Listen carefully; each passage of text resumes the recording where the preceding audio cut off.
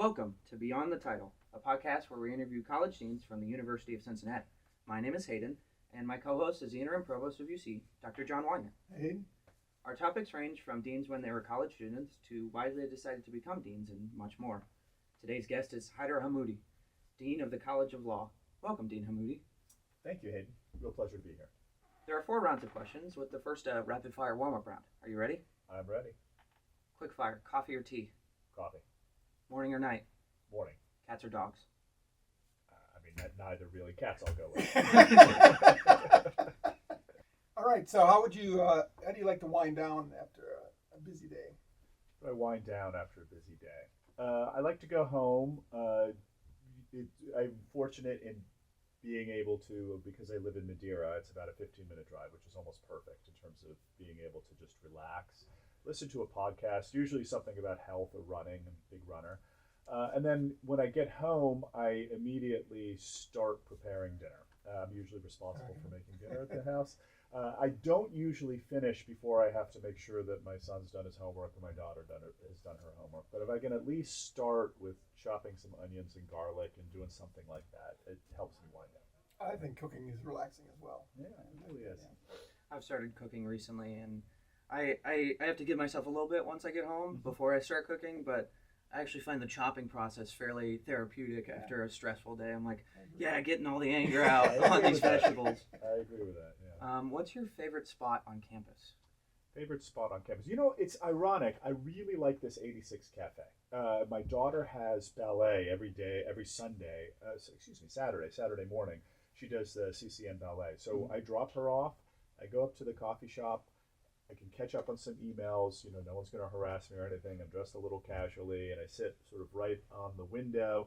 If it's a game day, it's even better. You find all the students and people walking around, all that kind of activity. Really enjoy that. And I would say the second favorite, and it really is important and worth mentioning, is my office. Such a beautiful view of Campus Green. It's hard for me, no matter how hard the day is, to just, all I have to do is just take a couple breaths and look outside and realize how fortunate I am. So, related to that, what about where do you like to grab a bite to eat, either on campus or in Cincinnati? In Cincinnati, you know, around campus, our building is so lovely, and it's a relatively new building. We used to be on the corner of Calhoun and Clifton. Thank you, Clifton and Calhoun, right near closer to where the provost office is now. The one thing I notice is that it's harder to find food nearer to where we are. There's a Starbucks at Lindner, and that's pretty much it. I will say, though, in Cincinnati, I'm a vegan, and so there's a number of nice vegan restaurants that I like to go to. Rooted Juicery is one of my favorite. I love walking around OTR and finding restaurants. We went to Bee's Barbecue just the other day. They had a lovely jackfruit barbecue food. So. Yeah. Oh, really? Yeah, it's really You wouldn't think of a barbecue restaurant vegan. Normally I wouldn't. I was like, I'm vegan, I can't go. And then, can't go here. There's not gonna be, Not much that you can eat. Not much I can eat. They said, no, they got a good jackfruit. And it was actually quite lovely. Nice. If you could describe the College of Law's personality in 3 words, what would they be? Welcoming, committed, and service-oriented. I don't know if that counts as a word.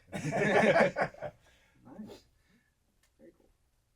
So, what experience, and of course, your law students maybe are a little different than your typical undergraduate, but what experience would you really want all your students to have on campus that's maybe unique to us? I think the most important thing from my perspective, and it really relates to the broader university strategic goals and really the strengths of the university, is that off-campus experiential opportunity.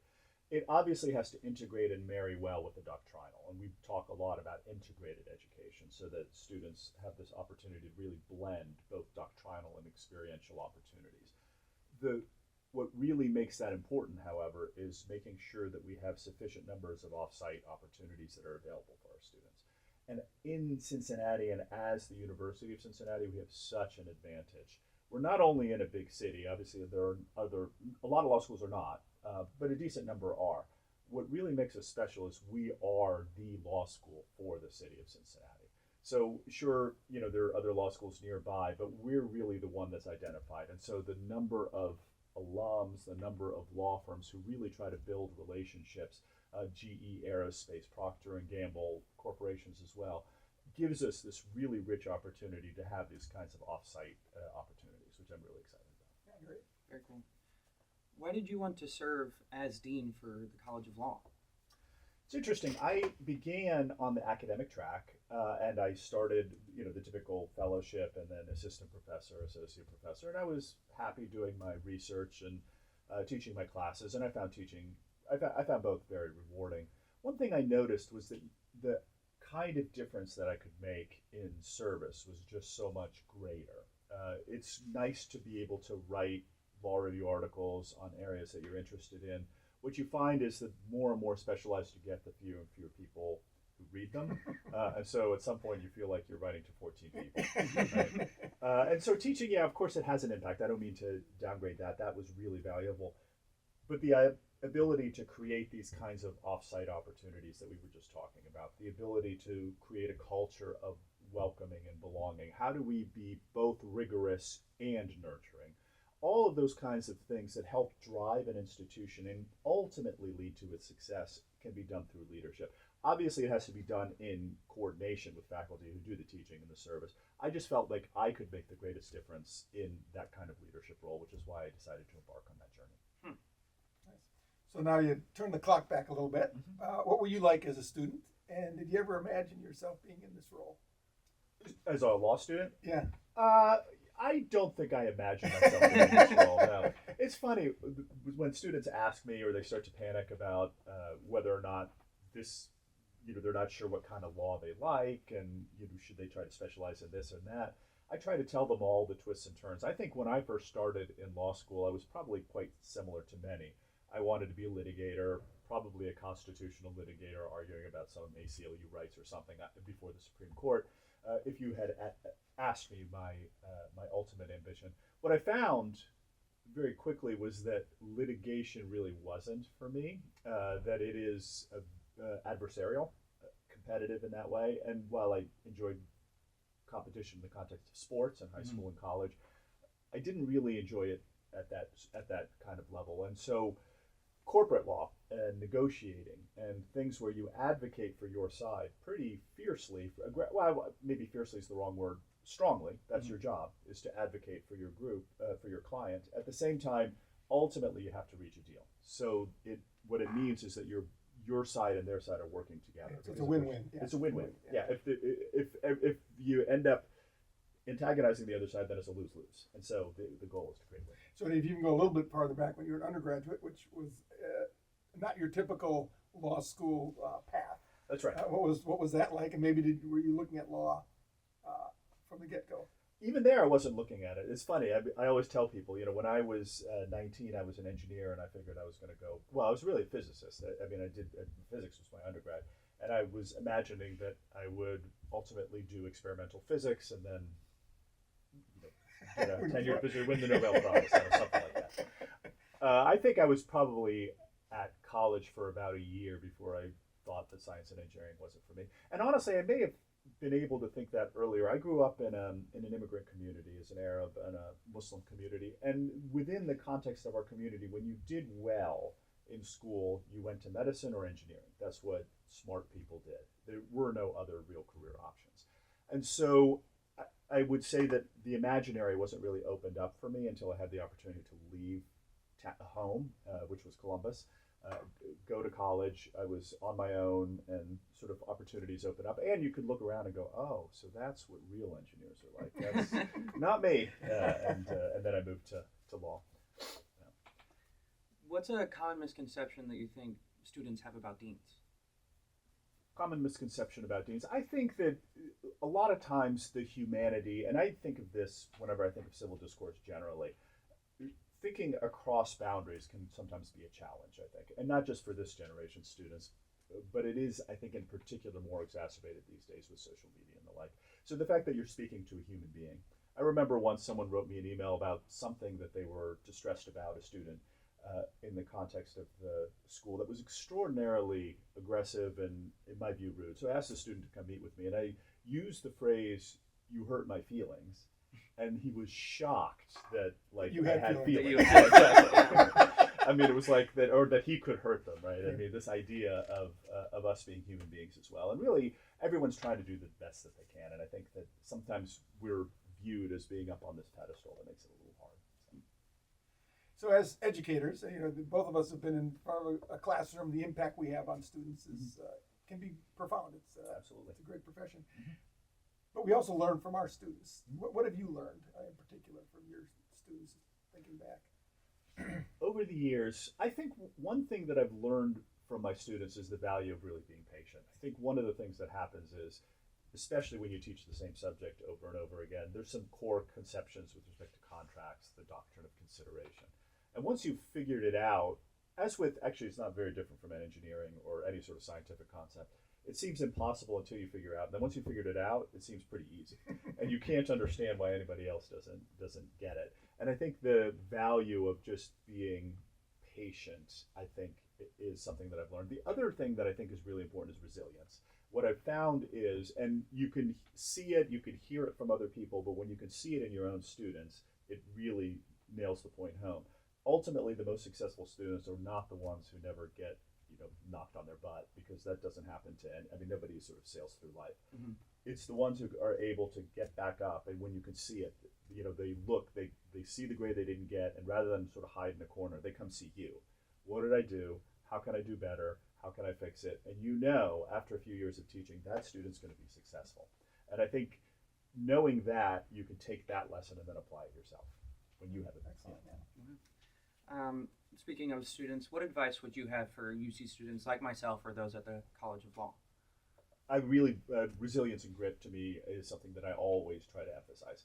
That ultimately everyone's going to face setbacks, some more than others, and that ultimately the most important thing is to just make sure that you carry forward. The other thing that I really do try to emphasize, and I think it's really important, is to take care of yourself. I think sometimes we live in this culture where making sure that you get ahead and you're tough and you can last through it, you can fight through it, is important. And I don't think, there's one thing about sort of toughing through an injury, but at the same time, it really is important when you're not well, whether that's mentally or physically or whatever, to make sure that you take a moment to take care of yourself. It's a cliche, but that whole put the air mask on yourself before you tend to others, because if you're dead, you're not helping anybody. And so, in the airplane scenario, but if you're not well, you're not going to be able to help others. And so if you really want to create a welcoming community, that begins with focusing on making sure that you're taking care of yourself first. So you've had a very successful career. We're certainly glad that you decided to join us at UC, and you've received a number of awards. Two of them, I guess, in 2022, the Robert Harper Excellence in Teaching Award. Congratulations on that. And the Pro Bono Honor Roll for the Association of American Law Schools. Mm-hmm. So which of those, if you reflect on those, what kind of impact did receiving those awards have, and why? They really were valuable to me. You can win scholarly awards, and they're nice, and they're somewhere on the CV. But those two awards in particular, and thank you for the kind words, John, and thank you for pointing them out, were particularly valuable to me. The teaching one, because you really do, I think when you begin life as an academic, while there's so much focus on research, so much of the intrinsic reward comes from seeing students, teaching students, allowing them to grow, and then watching them grow in the field. And so winning a teaching award that ultimately is selected by students was so valuable to me as a result. Pro bono, because one of the things we're most committed to in the law school in general, but I think, as a profession, we are a profession of service. Our job is service. You always are serving your clients, and making sure that an important element of service is serving those who wouldn't otherwise have the resources to protect themselves, and is an important part of the profession. So while we take pride in the number of students we have who pursue public interest, realistically, the overwhelming majority, and we're fourth in the country in terms of the number who pursue public interest out of law school. Still, yeah, we are. It's really something that's we're awesome. And the only one not on the coasts, and so it's something that we're really proud of. It's still the case that something like 70 to 80% of students start in a firm job or some other type of job like that. The commitment to pro bono, the understanding that it doesn't matter whether you're a partner at Taft or you're a public interest lawyer, ultimately we are here to serve the greater good and here to pursue and in accordance with our mission, advance justice. It means that we have to have a commitment to pro bono. You've been here at UC for the last 2 years after holding a position at University of Pittsburgh School of Law for over 16 years. What about the University of Cincinnati as a whole encouraged you to come here? There were a couple of things. I think we have the strong commitment to public interest and to public service, I think, is something that was really attractive to me. A very welcoming community. But it goes back to that, there's two things that I really would focus on. This is a faculty at the College of Law that really emphasizes student success. And it really is something where we try to drive the success of students at every level. If we don't get high bar passage numbers, our entire faculty internalizes that. And we've been very fortunate with good bar passage numbers. Our faculty want to know our career placement numbers, right? I mean, they're not directly linked to those things except that they care about the success of our students. And that's what drives experiential education as well. Even if the faculty member in question doesn't do experiential education, it's important to them that we provide those opportunities. So student success. The other thing that really drives, that caused me to be very interested in the University of Cincinnati College of Law, there are discrete centers of excellence, and they're known around the country and in some cases around the world. The Urban Morgan Institute for Human Rights, the Ohio Innocence Project is one of the largest innocence projects in the country. The Center for the Global Practice of Law, our Corporate Law Center, which holds a corporate law symposium each year, has a podcast as well. These are discrete centers that are nationally known, and what the college has done well is find ways in which to get students engaged in those discrete centers that then elevate them. And at the same time, we don't do what so many different schools of law do, which is, and actually a lot of institutions, we're great at everything. Oh, mining law, sure, we could do mining law, right? And so it becomes everything and then it becomes nothing, right? Mm-hmm. Because there's no priorities at all. And I like the way that the University of Cincinnati College of Law has focused on its priorities and sought to make them excellent. Nice. Well, you talked earlier in your career, especially about teaching and scholarship and being involved in writing articles. And so in particular, you co-authored a case book on Islamic law and modern courts, a nutshell on Islamic law, and you published a book, Negotiating in Civil Conflict, Imperfect Bargaining and Constitutional Construction in Iraq. Of all of these, which of those were the most challenging and the most rewarding? Sure. In different ways, they were all challenging. I would say that the book on constitutional construction in Iraq in many ways was the most challenging, and it was deeply rewarding as well, because it was the result of almost a year spent in Iraq watching sort of constitutional and legislative drafting take place, ways in which different groups that just saw the world, it's where my commitment to civil discourse comes, saw the world so differently. And unfortunately, so few within the leadership were willing to inhabit the shoes of the other side. In other words, it was just the narrative by which they had constructed the world was just the only one. And ways in which that really created challenges in terms of constitution making. And I think it was particularly rewarding for me to write, and challenging as well, because that's where my family's from, and in many ways I felt personally invested in the success of the country, and you could see some of the limitations that were arising as a result of those challenges. I will say that, bringing things back towards home, the nutshell on Islamic law was also challenging, because there I was really trying to provide a primer on Islamic law to people who knew nothing about it. And with all the misconceptions and misunderstandings and the politicization and the polarization around things like Islamic law, to write something that had the right level of nuance, but at the same time was approachable by people who didn't know anything about it, was definitely challenging. So did you get feedback from non-scholars on that? I have. Nice. Yeah, and I think overall it's been positive for the most part. I haven't heard a lot of challenges to it. At least anybody who bothers to give me feedback gives me positive feedback. So nice. I've been happy about that. In addition to being the Dean of Law here at UC, you are also the Editor-in-Chief at Arab Law Quarterly, a position that you've held since 2018. How has being in this position benefited you here at UC and vice versa? It's a leadership role, and so like all leadership roles, you really develop a lot of leadership skills in terms of one of the challenges that we had there was it was important to me that if we're going to be the Arab Law Quarterly, we should have not only, when I inherited it, overwhelmingly just faculty from Western universities who write in Arab law, but we should have more voices from the region as well. And that creates greater diversity in terms of the perspectives of the different individuals, but at the same time, it also creates challenges and tensions. And how do you bridge these different divides? And in that sense, it was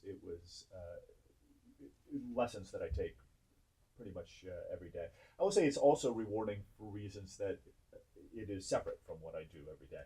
And so I have this opportunity to read more Arab law scholarship than I otherwise would, because that used to be my job and it really isn't as much anymore. And so being forced to spend a little bit of time in it has been rewarding for me as well. Well, thank you to the Dean of Law, Haider Hamoudi, for coming to chat with us today. We hope you had a great time, and we look forward to seeing you around campus. We would also like to thank Jillian as well as Bearcast Media for their support. Talk soon. Thank you. It's a real pleasure being here. Thanks, Hayden.